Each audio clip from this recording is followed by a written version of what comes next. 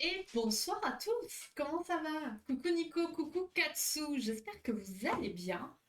Bon, on se retrouve début de semaine. Donc comme on a dit, hein, hier on vous a traumatisé, aujourd'hui on essaie de vous apaiser avec le live psy.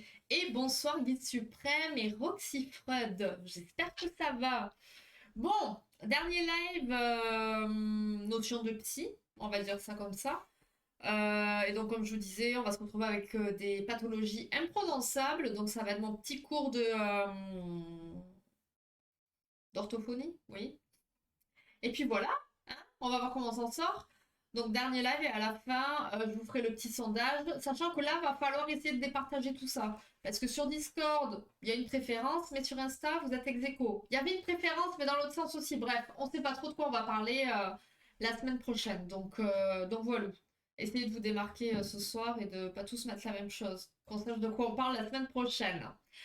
Ben, on va commencer tranquillement, hein. Voilà, installez-vous bien. Et puis, euh, et puis voilà, hein, on va y aller. Je suis éclatée, on est que lundi, ça va être long. Tac, tac, tac, tac, tac, tac. Alors, tac, 2 minutes. Donc aujourd'hui, pas de film, hein. On est plus sur la culture. Et puis voilà, hein. Alors on va lancer avec la première notion.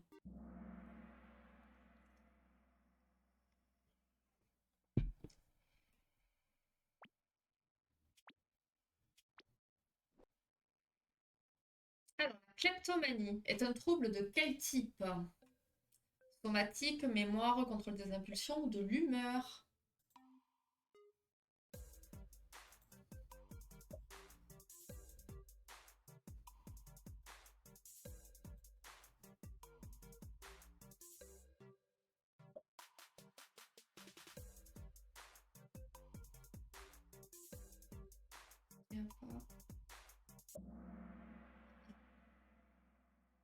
Donc effectivement, contrôle des impulsions, tout à fait. On poursuit. La kleptomanie est caractérisée par quel besoin? Accumuler des objets précieux, voler des objets souvent sans valeur ou non nécessaires, manger compulsivement ou parler sans arrêt. Ok, bien joué. Donc vous l'avez bien compris, vous connaissez, c'est assez connu, on va dire. La kleptomanie, c'est un trouble du contrôle des impulsions qui est caractérisé par le besoin irrésistible de voler des objets, souvent sans valeur, ou dont la personne n'a pas réellement besoin. C'est une vraie pathologie, hein. Voilà. On n'est pas du côté du voleur qui vole pour se faire du fric, hein. C'est pas la même chose, ou de ce dont tu parles, Gatsu. On passe à une prochaine question, toujours sur le même sujet. Selon Freud, les actes impulsifs sont des manifestations de quoi? Faiblesse musculaire, souffrance physique, manque de sommeil ou désir refoulé? Ah ben la kleptomanie, oui, oui, c'est pas très safe, effectivement.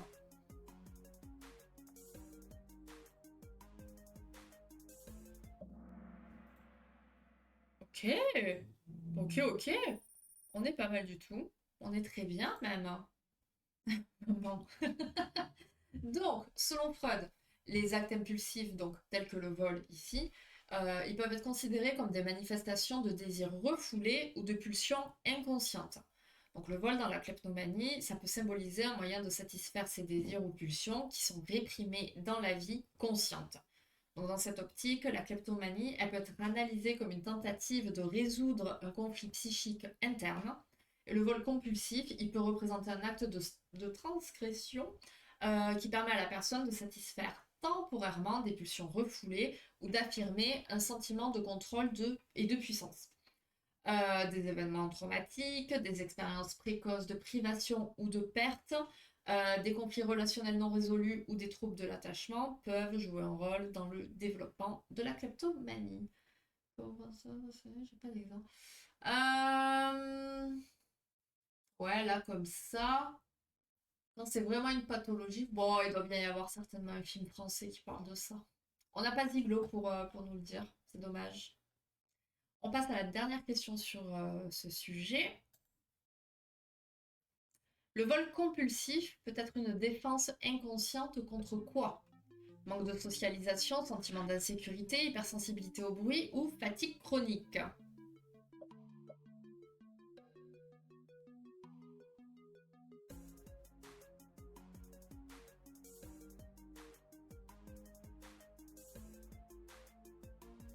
Et coucou Kate!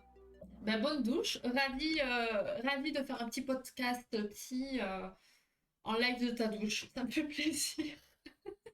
C'est moins glauque que d'autres endroits, ça me va. Merci d'être présente. Alors, le vol compulsif, ça peut être une forme de défense inconsciente utilisée pour faire face à des sentiments d'insécurité, de vide émotionnel ou d'angoisse.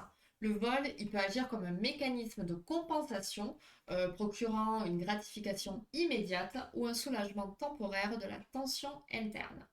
Et donc, effectivement, ben, comme on disait là avec Atsu, il n'y a pas tant de films, hein. S'il y en a qui vous viennent, vous me direz. C'est incroyable le nombre de gens qui prennent Julie dans la... Oh, la phrase est très mal tournée, c'est sûrement fait exprès, mais bon, ouais, ouais. Mais il y a beaucoup de gens qui me prennent dans la douche. Alors maintenant, on va passer au syndrome du DAT. Vous allez le voir écrit de toute manière. Et donc là, on passe aux concepts qui proviennent de différentes cultures. Donc le syndrome du DAT, ça provient de quelle région? Asie du Sud, Amérique du Sud, Afrique centrale, Europe de l'Est.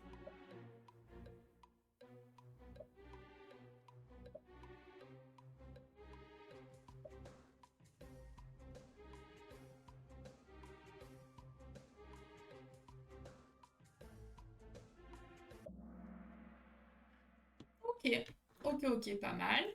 Effectivement, c'est l'Asie du Sud. Et on passe à une deuxième question. Que décrit le syndrome du DAT? Non, pas fait exprès, je vous faisais. Ok, tu me vois du coup, c'est ça? Vu que c'est moi qui relève. Alors, c'est la perte de cheveux chez les femmes, une anxiété sociale chez les adolescents. Ok. Ouais, vous êtes parti sur la réponse la plus longue. J'en suis sûre. En tout cas, bien joué pour les 6 bonnes réponses d'affilée. C'est énorme. Bravo. Donc, syndrome du date, ça provient de l'Asie du Sud et ça décrit la présentation clinique de jeunes hommes qui attribuent leurs symptômes variés à une perte de sperme. Qu'est-ce que ça va être que cette histoire? C'est particulier, vous allez voir. On passe à une prochaine question. Le syndrome du date est plutôt quoi? Une maladie génétique, une phobie sociale, une explication culturelle de la détresse ou une infection bactérienne?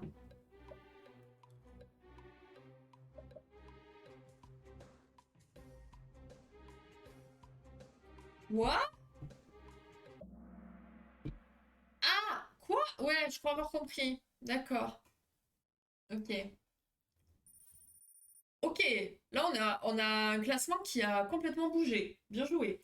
Alors, c'est pas un syndrome à proprement parler, mais plutôt donc une explication culturelle de la détresse de ces patients qui présentent des symptômes tels que l'anxiété, la fatigue, une certaine faiblesse, une perte de poids, une impuissance et une humeur dépressive.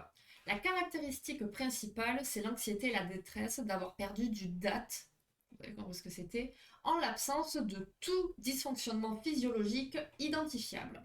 Et le date, c'est décrit par les patients comme une perte blanche remarquée lors de la défécation ou de la miction. Voilà. Tout ça, c'est présent dans le DSM. Je tiens à le dire, hein. Voilà. Ça provient de là, hein. Ouais, c'est étonnant, hein. Prochaine question. Que désigne le terme sanskrit dhatu dans l'Ayurveda?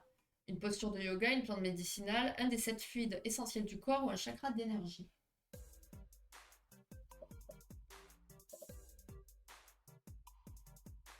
J'ai dit Datu, Datu. Je sais pas trop comment on prononce ça, le sanskrit. Je dirais Datu, mais en grande conviction. Oui, tout à fait. Vous avez bien compris le concept quand même. Voilà.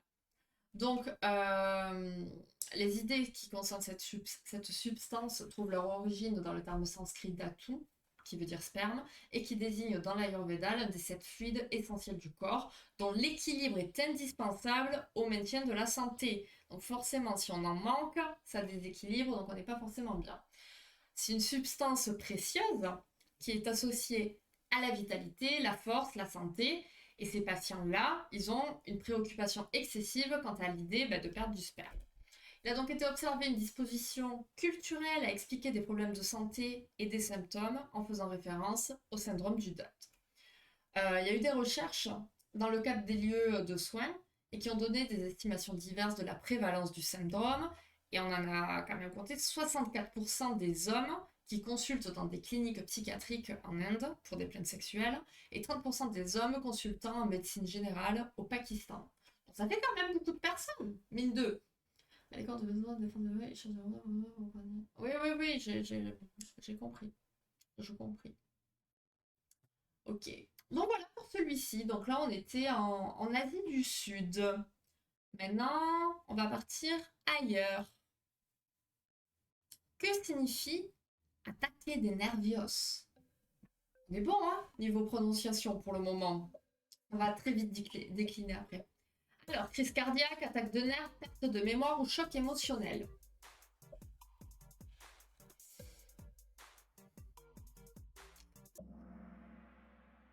Ok, effectivement, c'est assez transparent. Bien joué pour la majorité. Deuxième question. Chez quels individus retrouve-t-on l'attaque de nervios? Asiatique, européen, latino-américain ou africain? C'est un flanc portugais. Ça y ressemble. Ça y ressemble.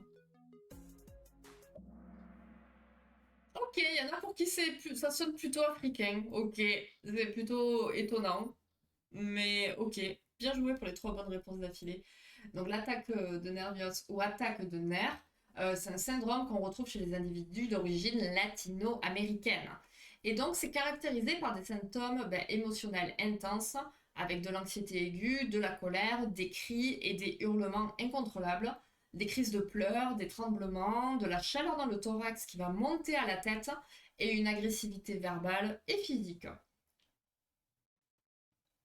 Ok, on se détend, monsieur le guide, ça va aller.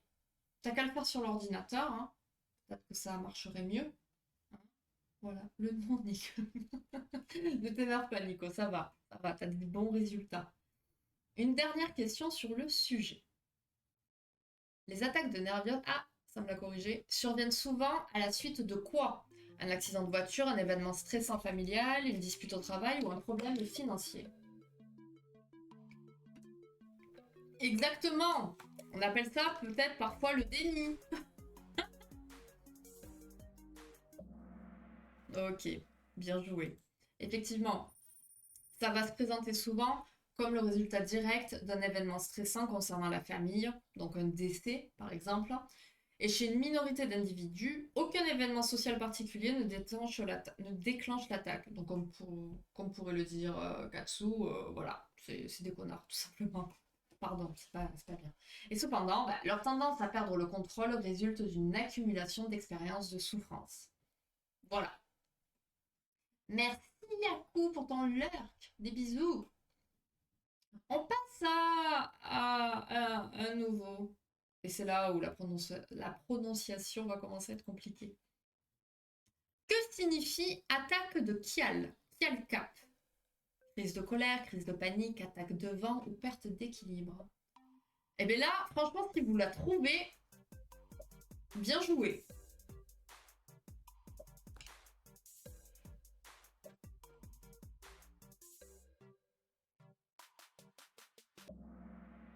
On a eu de tout. Mais on a eu quelqu'un qui a eu l'idée de mettre ça. Bravo. Ben bravo, quelle remontée! Ah là, les gros doigts, on dit rien. Deuxième question. Où observe-t-on les attaques de Kial? Brésil, Cambodge, Inde ou Mexique? Alors, il y a quelqu'un qui a répondu au taquet, direct. Il y a peut-être quelqu'un qui connaît alors.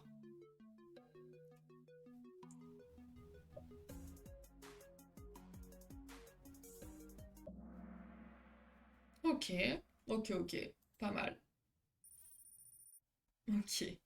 Donc, les attaques de Kial, donc Kial Cap, ou attaque de vent, ça va désigner un syndrome qu'on retrouve chez les individus cambodgiens. Elle invente, plutôt. Ah, c'est dans le cas. Pardon. Non, mais moi, j'en peux plus. Franchement, j'ai honte. Alors, les symptômes sont généralement des attaques de panique, donc vertige, palpitations, sensation de souffle coupé, extrémité froide et d'autres symptômes d'anxiété et physiologiques aussi. Donc acouphènes, cervicalgie, voilà. Ces attaques elles vont comprendre aussi des conditions catastrophiques centrées sur l'inquiétude que le kial, donc une substance semblable au vent, pourrait monter dans le corps par le biais du sang et provoquer une série d'effets graves, comme une compression des poumons qui provoquerait une perte du souffle et donc l'asphyxie, par exemple. Ou que ça rentre dans le crâne et donc ça occasionne des acouphènes, des vertiges, une vision floue jusqu'à une syncope mortelle. C'est costaud. Et donc les attaques de Kiel, elles peuvent survenir sans prévenir, mais sont souvent occasionnées par des pensées inquiètes, par le fait de se lever, par des odeurs spécifiques, avec des associations négatives. Alors dernière question, plutôt facile. Les attaques de Kiel correspondent aux critères de quel autre trouble? Un trouble connu chez nous, évidemment. Trouble bipolaire, attaque de panique, phobie sociale ou trouble obsessionnel compulsif.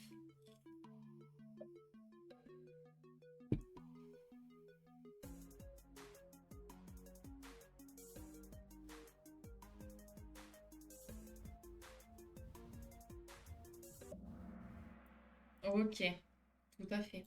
Ça ressemble plus à l'attaque de panique, quand même. On passe.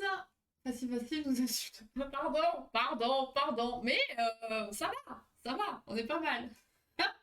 On passe à un nouveau terme. Que signifie Kufunjisisa? Bouger trop, manger trop, dormir trop, penser trop.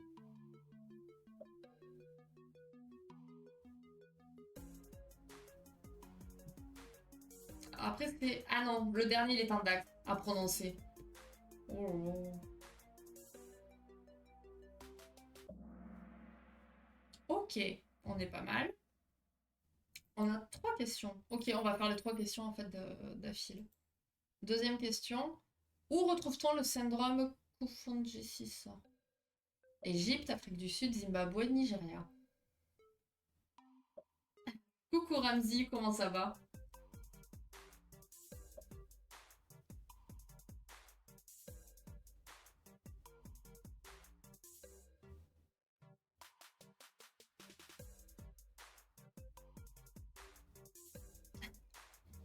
Mais visiblement, c'est un grand connaisseur, il va pouvoir te répondre, hein.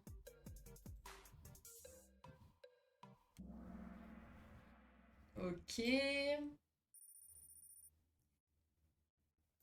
Et troisième et dernière question sur ce thème-là. Quel sentiment évoque le Kufunjisisa? Euphorie, indifférence, joie, détresse.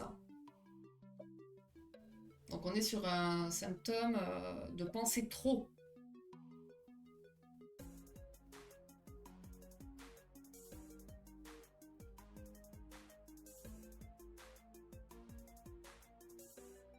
Donc je ne vais pas le répéter le mot, je vous le dis. Alors, tac, tac. Ok, on est pas mal. Bien joué.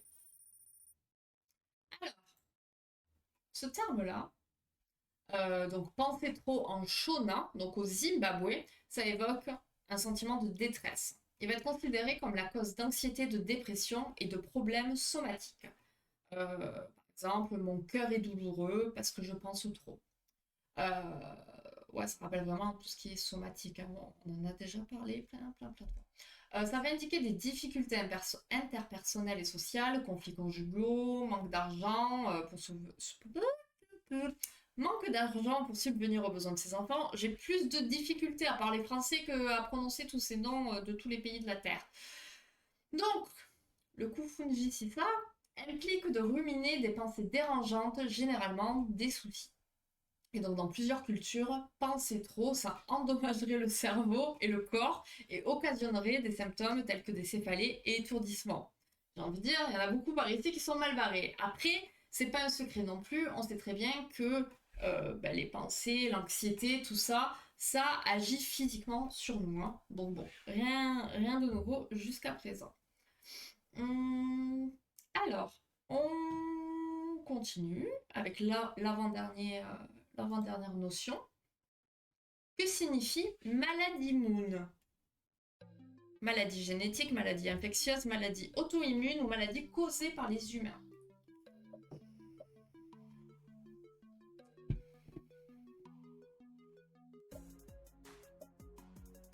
Intéressant celle-ci. Bien joué.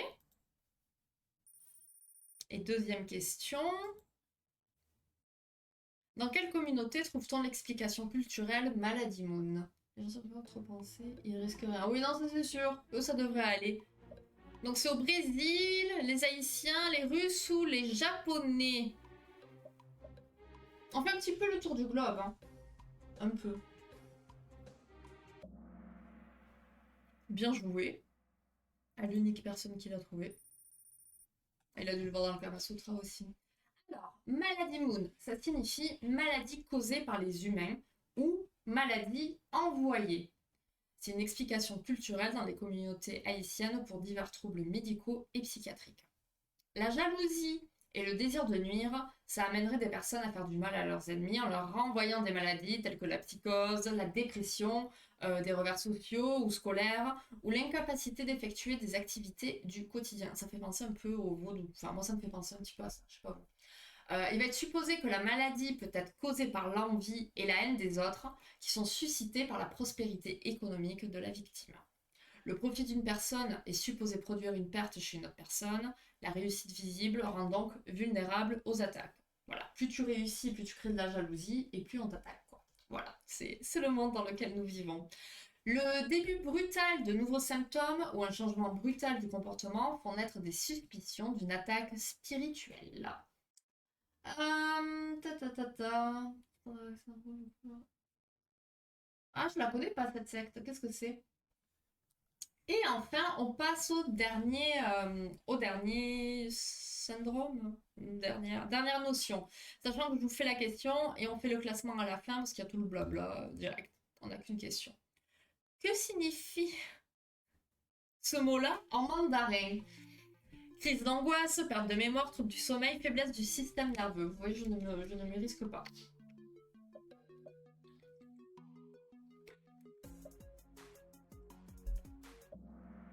Bien joué.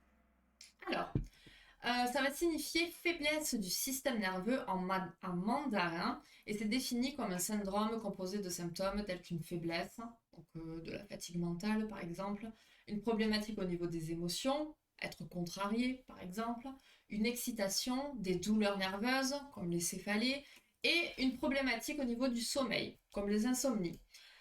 Parmi les déclencheurs marquants de ce syndrome, on va retrouver des facteurs de stress liés à la famille ou au travail, le fait de perdre la face et un sens aigu de l'échec. Ce syndrome-là est relié au concept traditionnel de vacuité ou déficit et de déséquilibre de la santé en lien avec un manque en principe vital, un épuisement du ki qui est l'énergie vitale. Donc à la suite d'une trop grande tension ou une stagnation du ki à cause d'une inquiétude excessive.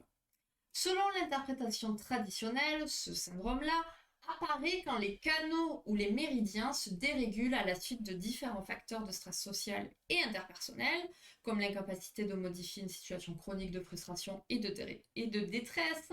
Divers troubles psychiatriques sont associés à ce syndrome, notamment les troubles de l'humeur, l'anxiété et les troubles à symptomatologie somatique. Bon, c'est beaucoup des troubles somatiques, on dira, hein, de toute façon. Alors, on est comment? En troisième position, nous avons le lama, suivi du rossignol, et enfin, l'aigle, suivi du dragon et du sableau, je sais plus ce que c'est. Alors, on va faire le petit... Quand je vais trouver mes mots, hein, vous m'appelez. Hein. Le petit sondage. Alors, tac, tac, tac, tac, tac, tac, tac, tac. Gérer les sondages.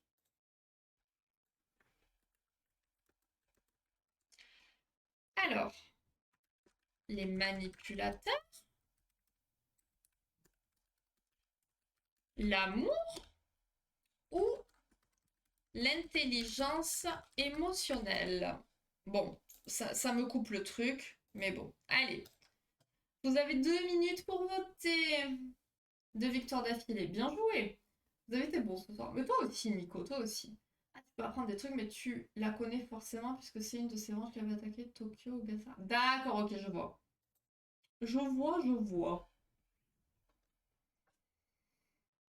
Alors, bon là on avait un ex-aequo ici de toute façon. Et là, ouais, et là on avait... Ok, on va voir. Et encore que bon, je vous les ai pas tous faits, mais il y a quand même des... il y a des pathologies assez intéressantes dans le DSM. Je pense que j'en referai. Au moins même pour les live psy, c'est plutôt rigolo, je trouve. Puis on en apprend, quoi. D'accord. Bah grave, Nico, mais attends, c'est bien. T'étais dans le classement pendant un bon petit moment, hein. C'est chouette.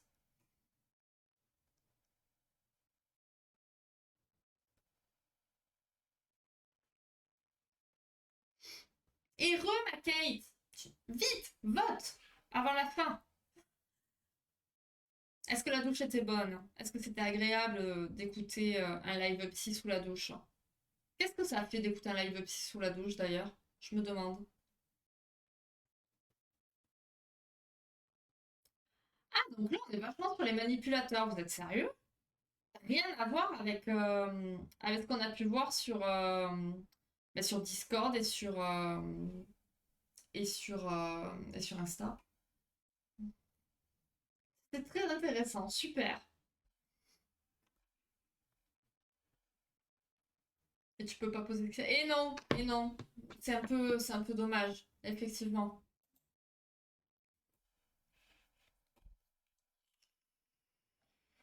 Je suis rouge et... Là, ok, les manipulateurs.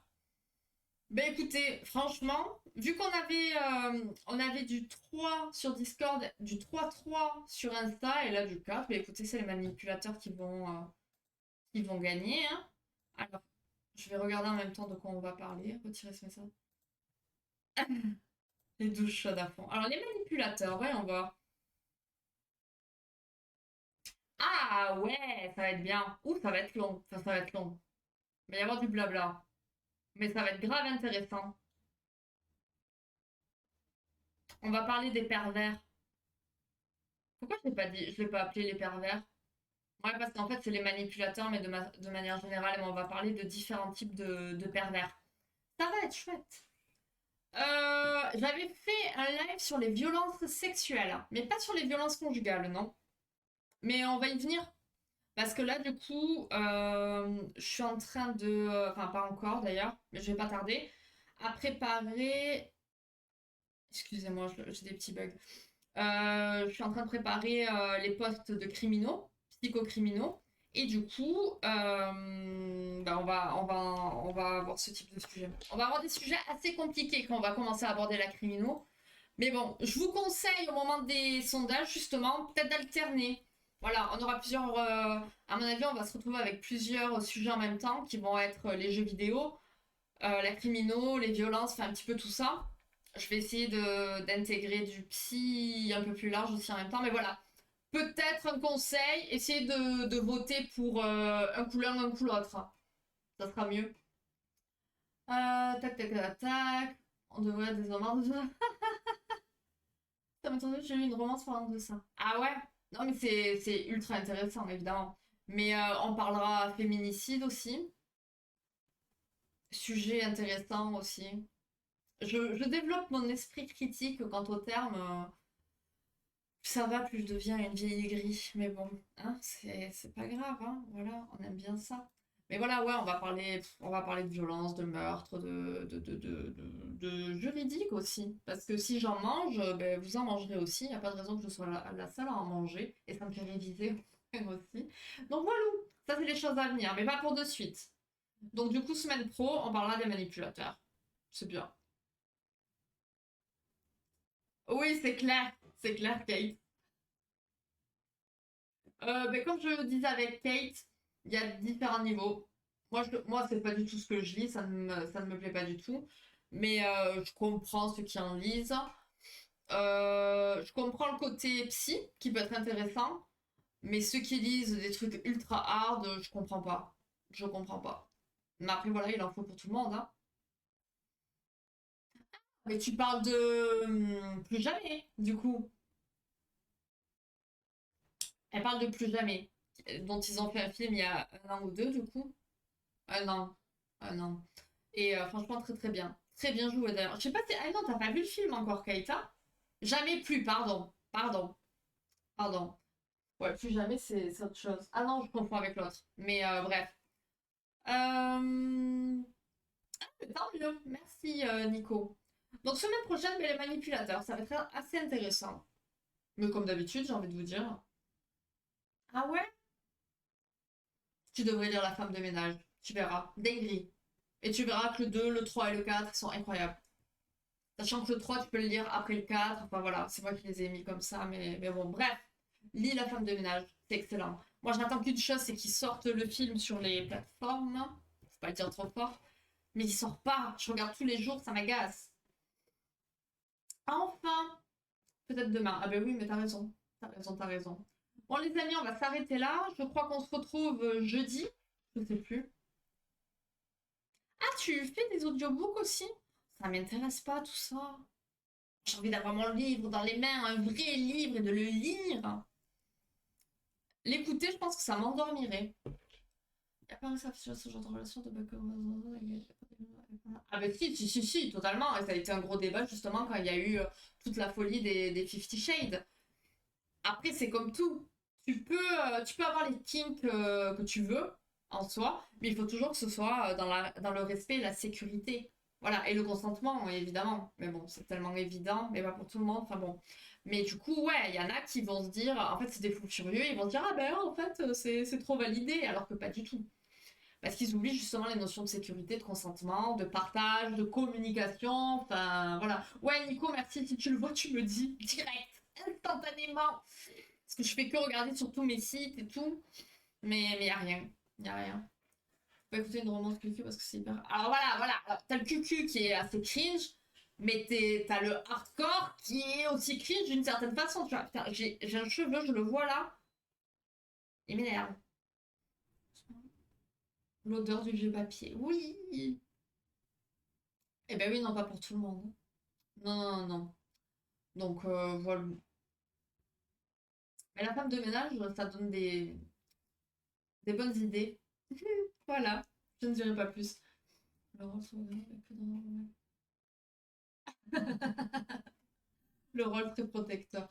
Ouais, ben en fait, tu te dis, waouh, c'est beau, le mec est prêt à tout, il est fort, il prend ma défense, il est là pour moi, là, là, là. Sauf qu'en vrai, quand tu prends un peu de recul, c'est un peu des dingueries ce qui peut se passer, en vrai. Et ça pourrait même limite faire peur d'avoir un gars qui surréagit comme ça.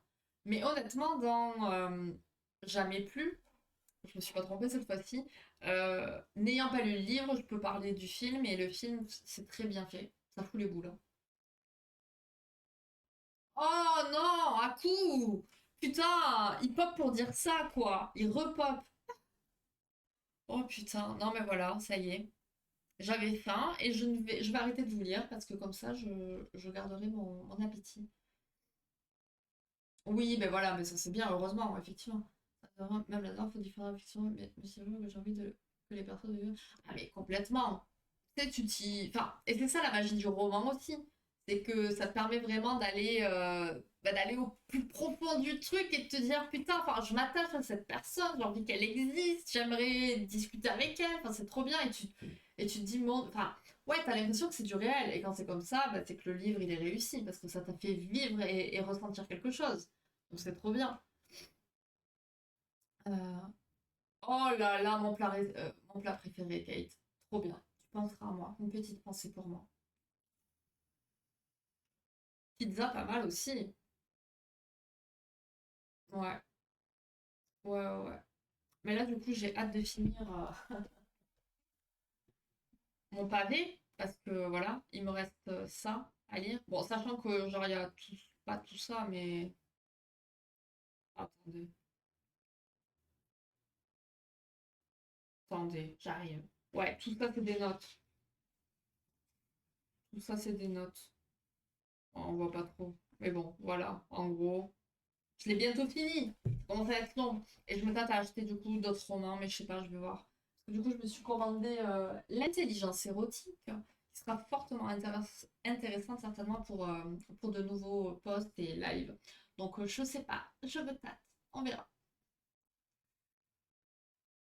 Putain, burger, raclette, fumé, bacon.